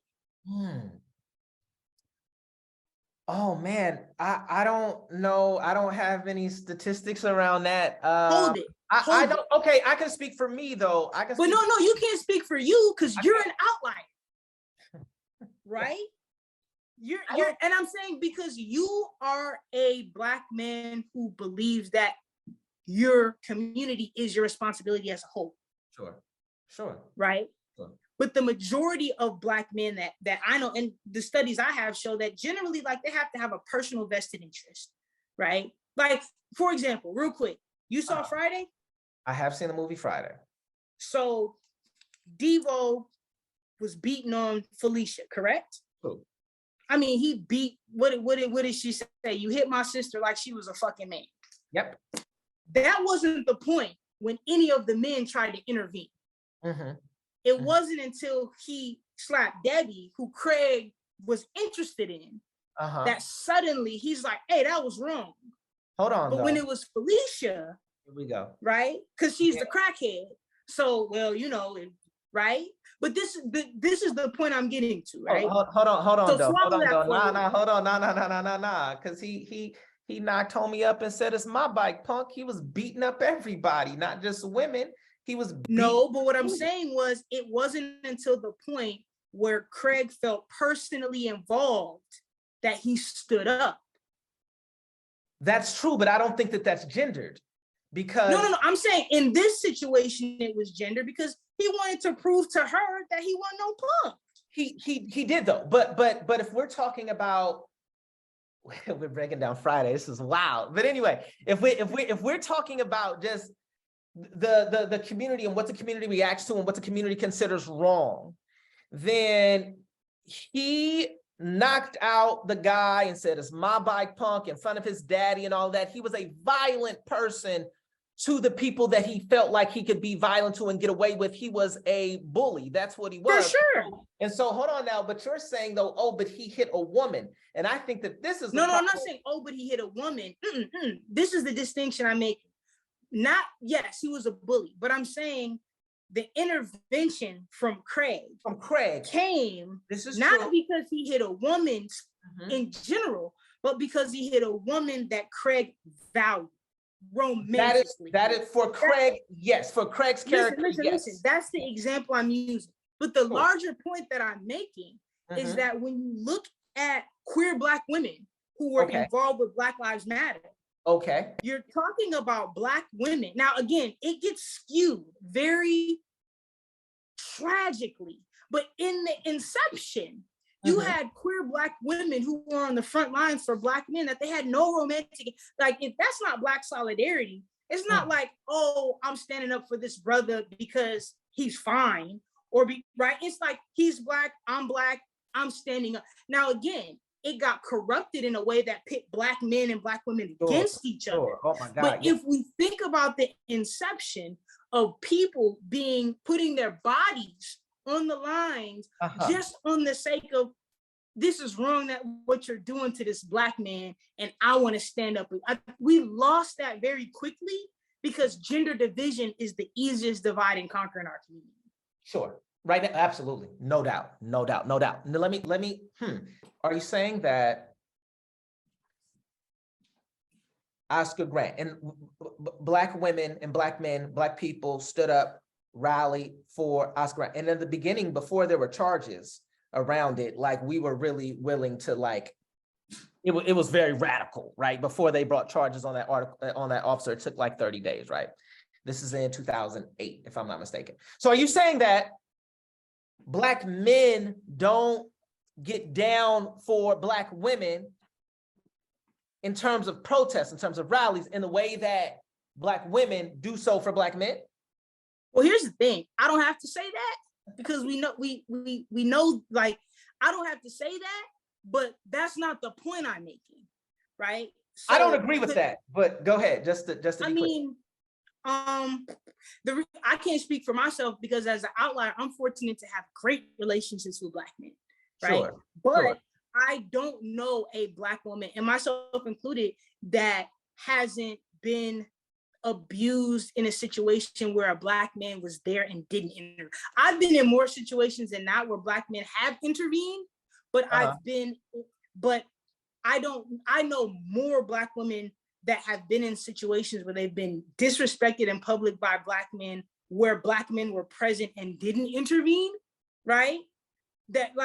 So this is a reality. This is not blame. And that's why I said that's not the point I'm making. The point I'm making is how quickly and easily this idea of these revolutionary moments, this umbrella of Black Lives Matter, it sabotaged the energy that we were actually building. Because in its inception, you have Black people across gender and sexuality, across different locations, cultures, all coming together in these moments before the division was like, yeah, but the queer Blacks need to be on this side and the Christian Blacks need to be on that. What I'm saying is this co-optation essentially that happened through Black Lives Matter really destroyed an attempt that could have been unifying the Black people. That's the point. What the point I'm making is, if we look, there was a brief moment where people weren't like, oh, you're this kind of Black and I'm that kind of Black. For a brief moment, it was like, I would say in the beginnings of Ferguson. Okay. Now, here's the thing. I'm talking about nationally. You know, coming from Oakland, we saw it in the Oscar Grant thing. But Yes. Oakland is a unique city that has a history of that. Right. Right. But in the beginnings of Ferguson, it wasn't no like, and this is one of the things people were celebrating. It wasn't no pull your pants up or you got to weave so you ain't down for the cause or you smell like weed. It was like all hands on deck. We Black. That was before Black Lives Matter got involved. That's my point. That's the biggest. No, that's the biggest point I'm making. But what I'm saying is that Black Lives Matter, quote unquote, being involved, we can speak about what happened in hindsight now. But as it was happening, people weren't recognizing Black Lives Matter as what it developed into being. Because it was just seen as an umbrella hashtag. Because so I wrote a book chapter like 2017. You got to remember how hashtags were intended to work. Hashtags were intended to be something you could click to find all the things posted under that topic. So if I'm doing Black liberation work in Austin, Texas, and I want to amplify it, I'm going to use the hashtag that everybody's going to see. So the reason everything got aligned with Black Lives Matter is because the hashtag is supposed to be the thing that connects all the content, right? So I'm a hashtag something with Black Lives Matter because that's what's going to get the most eyes on it to build community. And this is the problem we're trying to build on Black Twitter, because we forget that we don't control what comes on our timelines. So I'm hashtagging something Black Lives Matter so you can see it in Oakland, and the way the algorithm works, you may never see it. Right. But all of the BS, that's all I'm gonna see. Right. So that's the thing. Like, Black Lives Matter became something after they saw how profitable it was because of the sincere energy that Black folks were putting into it. And because you got Black folks in it, you have Black people putting their energy into it that didn't recognize what was happening until it was too late. Okay. You see what I'm saying? So Dr. Clay, I want to ask you so many things that I wanted to touch on. Like, I could talk to you all night, right? Now, this is good stuff. This is good stuff. And I want to ask you, what does the revolution look like to you? What is your dream? What do we need to do? Is the camera on me? Yeah. Is the camera on me? Because the reality is I'm a student. Lay it out. I'm a student. And I say that because you have a vision though. Yeah. So let me be honest. One thing that we forget, those of us who claim to be revolutionary, not us who are educators, because we can't educate and forget this, but we forget that the revolution is not for us. It's for the future. We have a lot of people who are doing quote unquote revolution or movement work that want to bear the fruits of their labor, right? They want to shortcut the process so they can benefit from the work. But when me and you teach our students, we know that I'm planting a seed for the next generation. I might not see that germinate, right? But I'm planting it, right? So the first thing we have to do is understand what we're fighting for. Because if we're fighting for our personal, let me go back. One thing is too many of us equate freedom with being able to do what white people do. That's the first thing, right? I want to be, and we talked about this with the continent, right? You got Black people saying, I want to go to Africa because I could be like the white man over here. Because that's what we see freedom as. We see freedom as, I want to be able to cuss somebody out and not lose my job. Like, we've defined freedom as being the oppressors, right? That's how we do. So the first thing we have to understand is that that's not what freedom is. The second thing is understanding that what we're fighting for is for the future and not for our own selfish salvation, right? Because if we can't unify over the well-being of our children, then we really are doomed. And I say this because the biggest institution that needs to be revolutionized is the Black family, right? We have to revolutionize the Black family because that's the basis of any institution. In what way do we need to revolutionize the Black family? What does a revolutionized Black family look like to you? First thing, we have to abandon the Eurocentric idea of the isolated nuclear family. And what that means is the Eurocentric isolated nuclear family is a mother, father, their biological children in a household by themselves. That's a white, in our communities don't function that way. Our communities are communities. I'm joking, but I'm not joking. Have you ever really heard a white person talk about their cousins?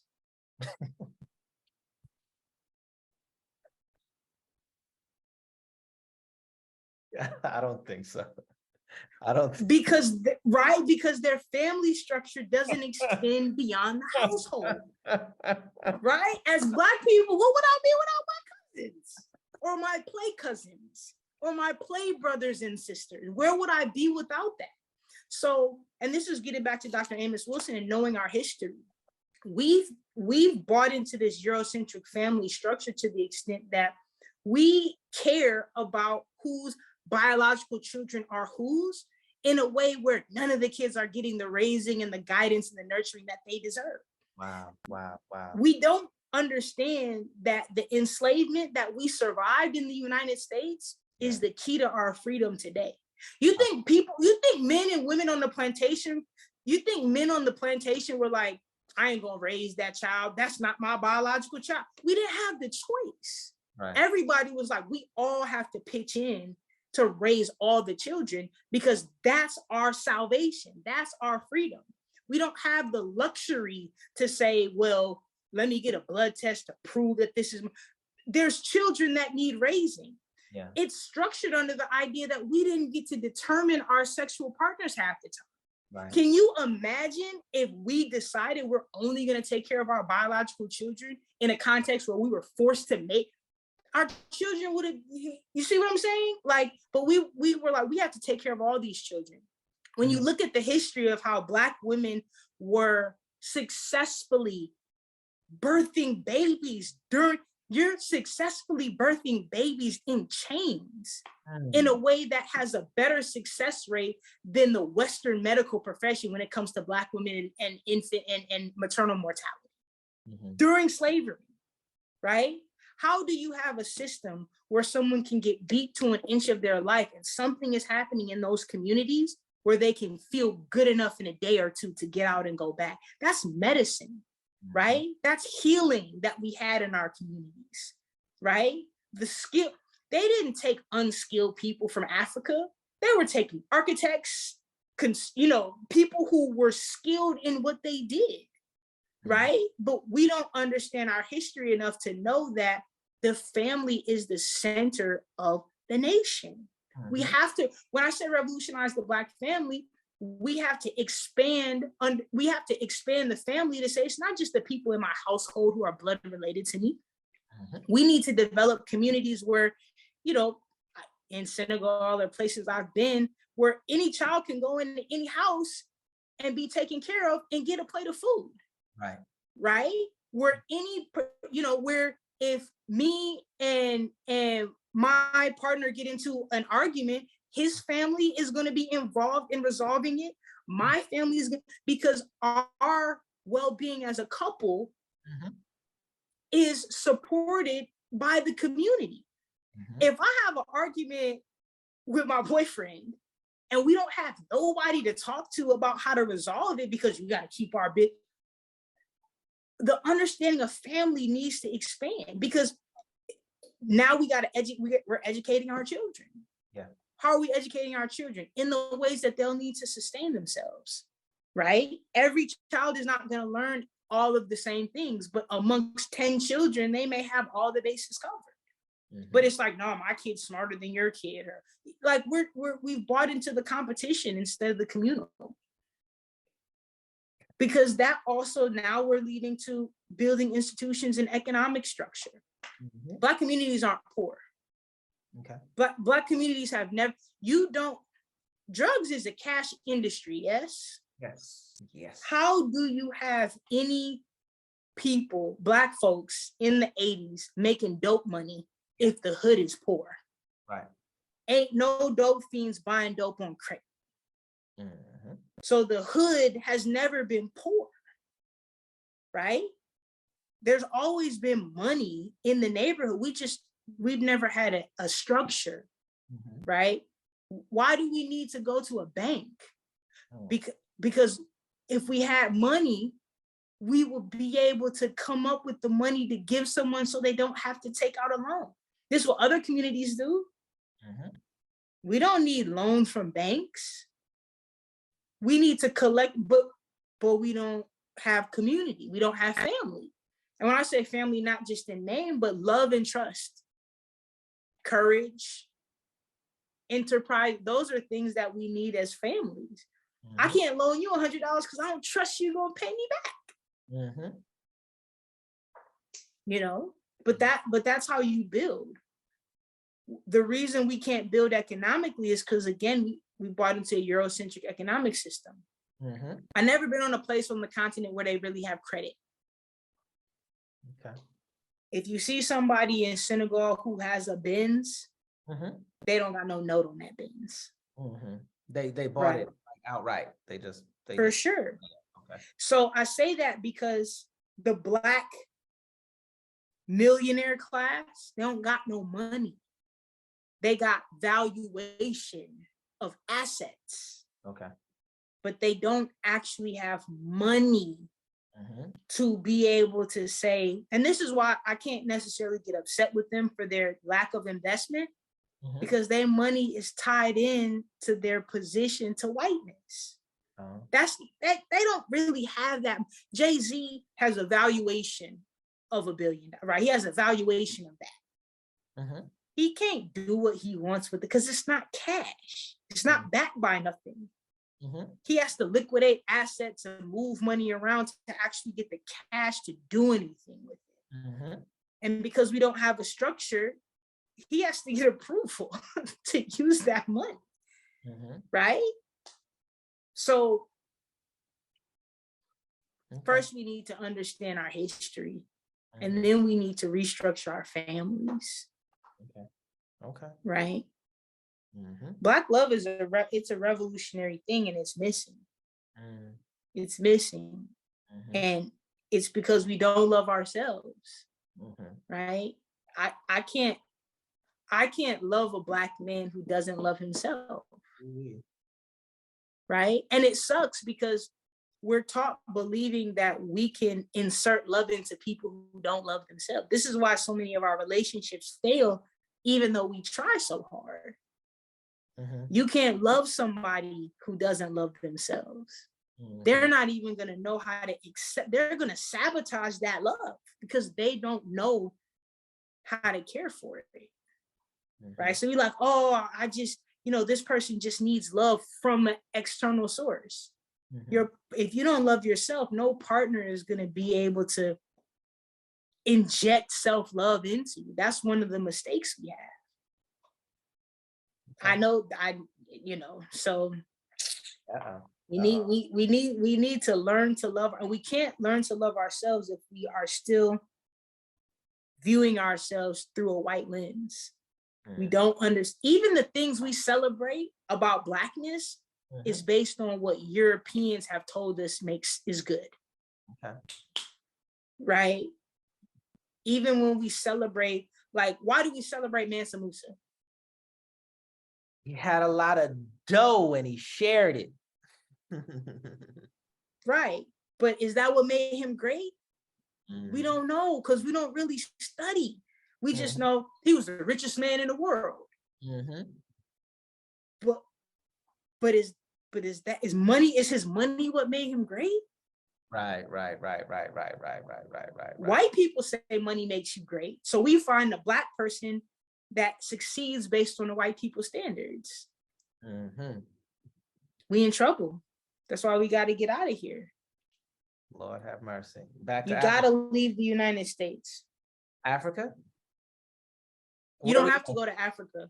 Okay. But you have to go a place where Black people get to be African. And I say that exists. Does that place exist right now on our globe? It exists everywhere. There are pockets because colonialism and colonization have touched everywhere. Absolutely. Do you have a country? Do you have a place in mind? Every country I've been to is a place where that exists. That's why I feel so at home when I'm there. Oh, when I you don't feel that in the United States though? No, because when I'm in the United States, I'm rarely around Black people who love themselves. Oh my Lord. Yeah. Ooh. And this is why I push so hard to try to travel with students. Because for them to see that the color of your skin doesn't make you less than, that's a revolutionary thing to understand. When I go to Senegal, when I go to Rwanda, the kids there don't have here we say Black representation. Black representation is a trick, right? Because it's a representation, right? And I say that because you don't have to convince an African kid in Senegal that he can be a doctor. Because I was talking to someone, they were like, yeah, it's amazing in Senegal, there's Black people on the billboards. The country is 97% African. There's gonna be Africans on the billboards. There's gonna be Africans on the news. There's gonna be Africans teaching, doing surgery, doing everything because it's Black. Here, we see Black doing good. That's an outlier. Oh my gosh, a Black PhD. Because you don't understand that that's in you. You have Black kids in the United States who are like, they connect not being good in math to being Black. Like, oh, we ain't good in math. That's the white man. But where do you think Europeans learn math from? Right? So that's why I say we're disconnected from our history. So you have to find, there are places outside the United States where those pockets, when I go to Cuba, that's the energy I have. When I go to Colombia, that's the energy I have. When I go to Senegal, that's the energy I have. It exists, right? It doesn't exist here in the United States because Black people in the United States, generally, we want to be American. We want to be able to claim that we are part of this establishment. So there's a schizophrenia. You can't want to claim to be part of something that fundamentally depends on your degradation, right? And still be free. I heard that. Well, look, Dr. Clay, my God, it's been very enlightening. How can the tribe find you, follow you, support you? What up? Man, I don't even be on the social medias, but I'm about to, my social media, it's Your Fave Charity, at Your Fave Charity. So at letter U, letter R, FAV Charity, Your Fave Charity. Is that IG and Twitter or just IG or what? Just IG. I don't even do Twitter. I barely do IG. Because I believe that the revolution it's face to face. Yep. Right. And not just and when it's digital, it's not publicly digital. I think we do too much of showing our hand, not forgetting that white people are controlling the platforms that we're using. I'm not gonna post the revolutionary strategy on my timeline. You know okay, I got you. Listen, Dr. Clay, we appreciate it. The tribe Thank appreciates you. it. We can't wait for that book to drop so we can get into it. Yeah. And Now, if you want to, Your Faith Charity, that's also my website. So Okay. what should still be on there is the podcast that led. So I did 4 podcast episodes in 2020 on the idea of how white supremacy benefits from Black protests. That's what generated this idea. What Okay. happened is the podcast started getting taken down off of major platforms. So it got taken down off of Apple, it got taken off of Google, and I kept trying to fight to get the podcast reinstated, and they kept taking it down. So it should be still up on my website if you want to listen to those 4 episodes. And then I did another series that I stopped because it just kept getting taken down, but it was called Black America's Exit Strategy. Okay. Right? Yeah, so you can find those on the website to kind of get an idea. But listen, if you need someone to speak about anything or help with a planning session or anything, that's what I'm available for. I offer my services to my people all times. That's what's up, man. Well, deeply appreciate the discourse and your journey and sharing that with us and all your perspective. We're going to go ahead and wish you the best. You know what I mean? For sure. And For sure. the platform goes, we know that you're going to make it righteous. It's going to be Black. It's going to be radical. So I appreciate you. more power to Dr. Clay. Man. Thank you. What's up? What you got? Closing words. What you got? You about to say something? Stay Black. Now, here's the thing.